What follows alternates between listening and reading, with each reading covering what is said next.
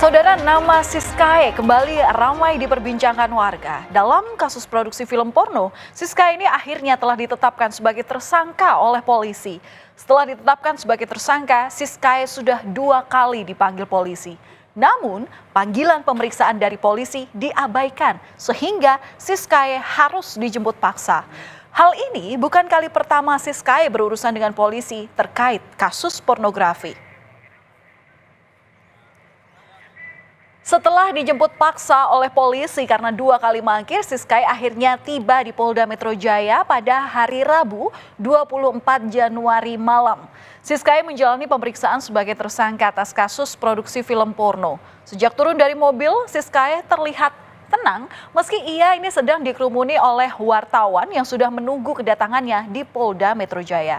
Bahkan ia masih bisa tersenyum dan santai meski kasus hukum telah menjeratnya. Berkali-kali mangkir dalam panggilan penyidik, keberadaan Siskae pun akhirnya terdeteksi polisi. Siskae ditangkap oleh penyidik Subdit Siber Ditreskrimsus Polda Metro Jaya di salah satu apartemen di Jalan Seturan Raya, Sleman, Yogyakarta.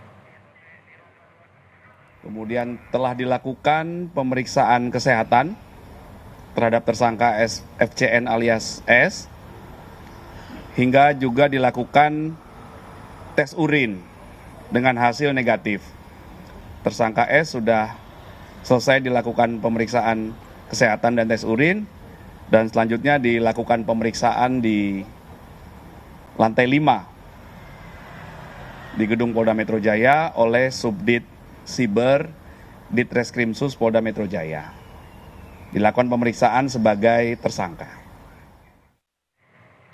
Siskae akhirnya ditahan polisi.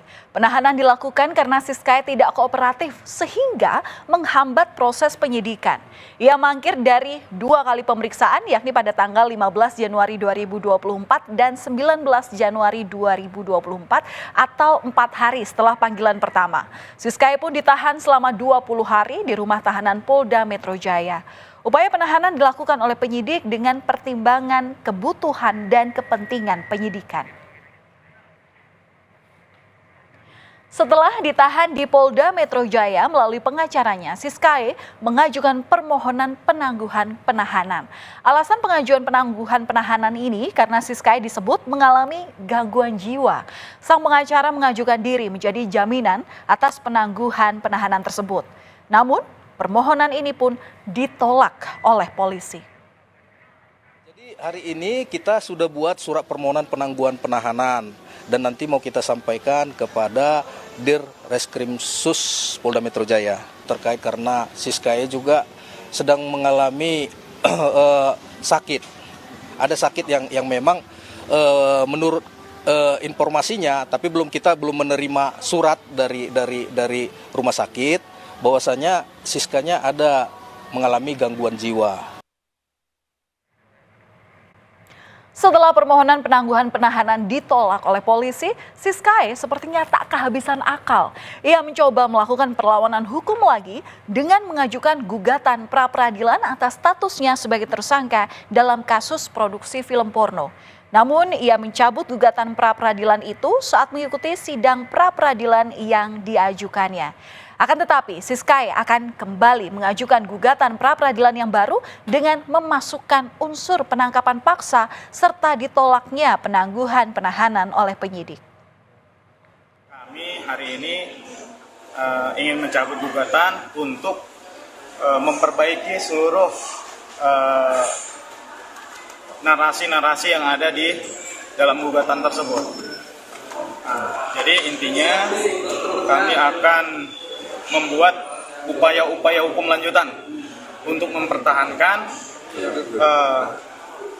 daripada kepentingan klien kami.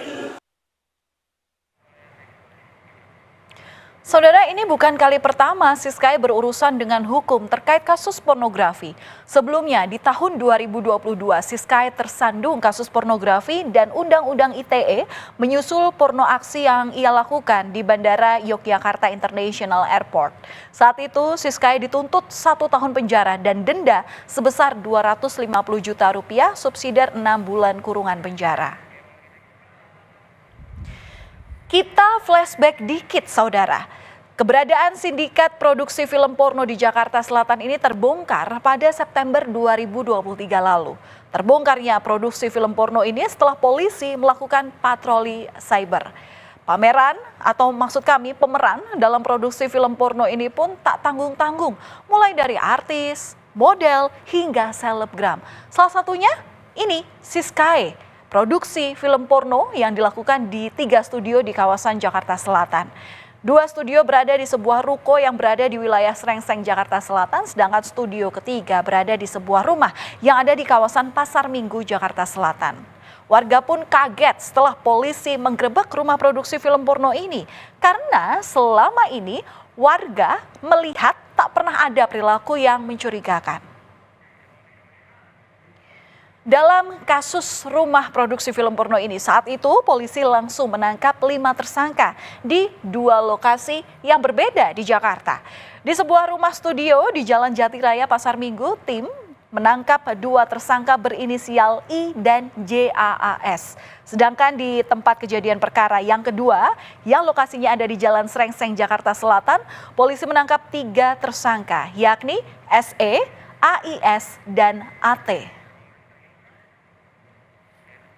Tak berhenti di 5 tersangka saja, saudara, polisi kemudian melakukan pengembangan dengan memeriksa para pemeran dalam film porno ini. Para pemeran ini kemudian ditetapkan sebagai tersangka. Total ada 11 orang yang status awalnya sebagai saksi dan dinaikkan menjadi tersangka. Dari 11 tersangka, 2 adalah pemeran pria dan 9 sisanya merupakan pemeran wanita.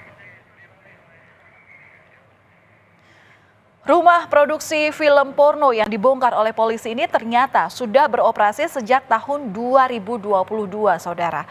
Total mereka sudah memproduksi sedikitnya 120 video dengan durasi antara 1 jam hingga 1,5 jam.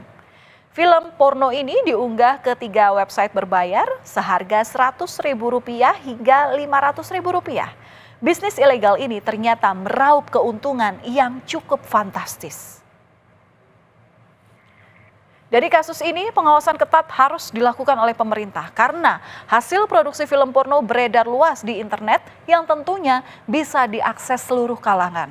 Tentu ini membuat kita waspada. Jangan sampai kita dan juga generasi mendatang rusak karena keberadaan film porno di Indonesia.